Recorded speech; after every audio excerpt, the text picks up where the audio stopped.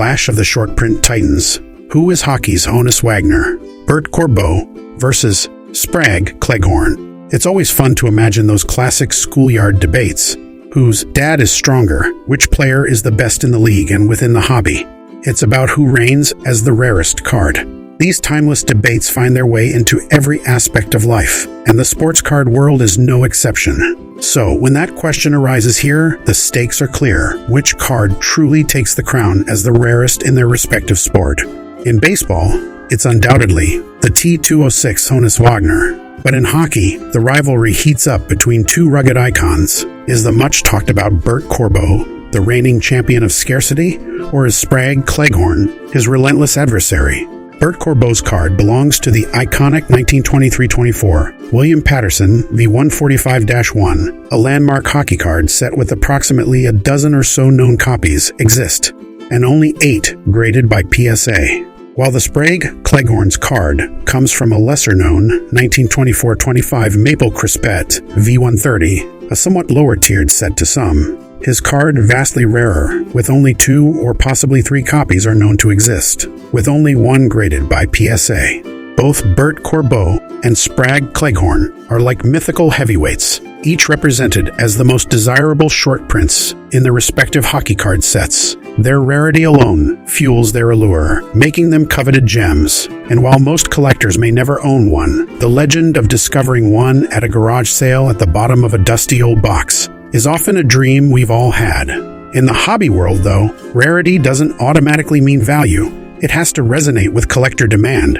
And when that appeal of one over the other is often echoed by hobby influencers, lore, or shared through collector chatter, who's to say what truly crowns the champ and names the rival? Certainly, Bert Corbeau is the name you hear most often in hobby circles, and his card notoriety definitely seems to outweigh Sprague Cleghorn's. But does popularity automatically translate to rarity or value? The story isn't that simple. Corbeau, while a defensive stalwart in his day, never hit the Hockey Hall of Fame heights that Cleghorn did. Cleghorn, on the other hand, had a career marked by his gritty physical play, earning a spot among the hockey greats despite his reputation for violence on the ice. Let's review their hockey careers and see where that lands in the collectors' minds. Bert Corbeau and Sprague Cleghorn were 2 rugged, hard-nosed defensemen from the roaring 1920s, a notoriously tough era in professional hockey. Both were renowned for their physical style and aggressive presence on the ice, and interestingly, each had brothers who also made their mark in the sport.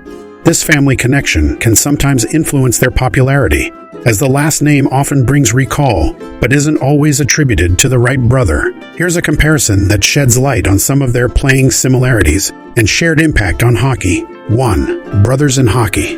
Bert Corbeau, Bert's brother, Con Corbeau, also played professional hockey, making appearances in the National Hockey Association (NHA) and the Ontario Hockey Association (OHA). Sprague Cleghorn, Sprague's brother, Odie Cleghorn, was also a notable player, and the 2 brothers were teammates on the Montreal Canadiens for several seasons. Odie was considered a skilled forward and a strong complement to his more infamous brother, and interestingly enough, was also once a teammate with Bert Corbeau. 2. Physical, aggressive style of play. Both Corbeau and Cleghorn were known for their punishing, physical style on the ice.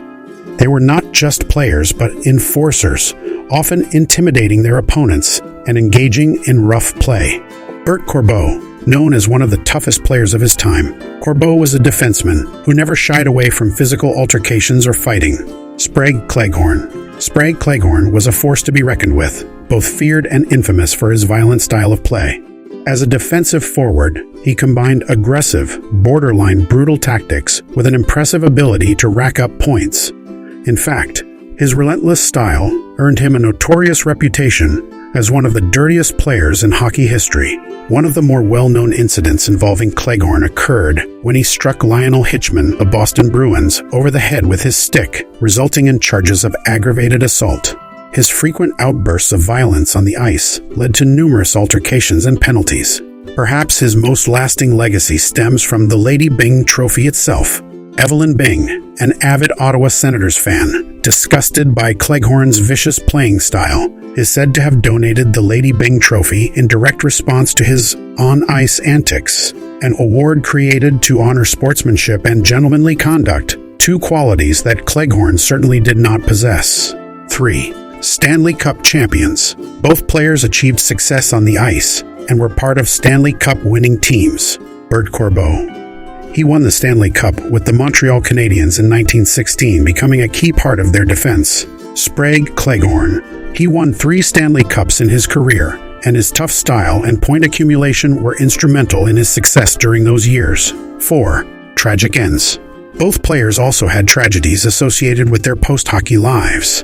Bert Corbeau. In September of 1942, as plant superintendent for the Midland Foundry and Machine Company, Bert Corbeau organized a fishing party to celebrate the quick completion of a World War II contract. As a gesture of thanks and camaraderie, he posted a note on the company bulletin board inviting workers to join him aboard his large boat for a day out on Georgian Bay. Tragically, that day turned fatal. With 42 people on board, the vessel suddenly sank in the frigid waters. Only 17 survived, and Bert himself was among the 25 fatalities, marking a somber end to the life of a player who'd once been as tough as they came on the ice. Sprague Cleghorn. While Cleghorn didn't die tragically like Corbeau, he too had a difficult post-hockey life, struggling with health issues after being hit by a car 2 years earlier and ultimately passing away in 1956 at the age of 66. Sadly, his brother Odie died only 2 days after. 5. Legacy in the hockey world.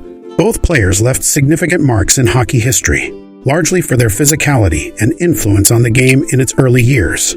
Bert Corbeau. He was known as one of the first true defensive enforcers in the game and was highly respected for his toughness. Sprague Cleghorn. Sprague's legacy as one of the NHL's original bad boys has stood the test of time, as he is often remembered for his violent style, but also for his skill and impact on the sport. Although his career is heavily spotted with violence, Sprague was inducted in the Hockey Hall of Fame in 1958. The battle for these two elusive short-printed cards, Bert Corbeau and Sprague Cleghorn, adds a deeper layer of intrigue to their legacy. Both players hail from an era where confection companies deliberately printed limited quantities of one particular trading card set to reduce prize redemptions, while driving sales in the process. What was once just a redemption for a pair of skates or a box of candy has now become a chase for cards worth many thousands of dollars. While several other short prints from the Roaring Twenties were also present in the Canadian Western Hockey League. Crescent Ice Cream Company also played the short print game with a few smaller sets. Of those, only the Cecil Brown short print from the 1923-24 Selkirk series has been found, while the other 2 Crescent sets remain elusive. Similarly, 1924-25 Holland Creameries engaged in their own underhanded tactic with the rare Connie Neal card. Although this issue chooses players based on league selections rather than specific teams like the Selkirks, adding another layer of intrigue to these early hockey cards. These sets, tied to smaller, non-NHL leagues, naturally have a scarcity appeal, but lack the high demand associated with the major leagues. However, this truly depends on the unknown short-printed players yet to be found. Although I would be remiss not to mention the 1933-34 anonymous issue with Harry Oliver as the short print from an anonymous set allocated in Burdick's ACC as V129. Again, this might also be considered extremely rare, with only 1 or 2 known, but its mystery to the issuer somewhat detracts from the allure of this set. To date, there is only 1 graded Harry Oliver by PSA. When weighing it all out, the career milestones, scarcity, and the elusive pull on collectors, these cards seem destined to clash in the hierarchy of rarity and desirability. It's not just the lack of availability that fuels the intrigue. It's the stories behind each player and the unique history that their sets represent. So, the debate endures and just depends on which side of the rink you're on and how deeply these storied sets resonate with you. Collectors know that the answer isn't really a final one. It shifts, it changes, and maybe that's what keeps these 2 top-tiered pieces of cardboard so endlessly fascinating.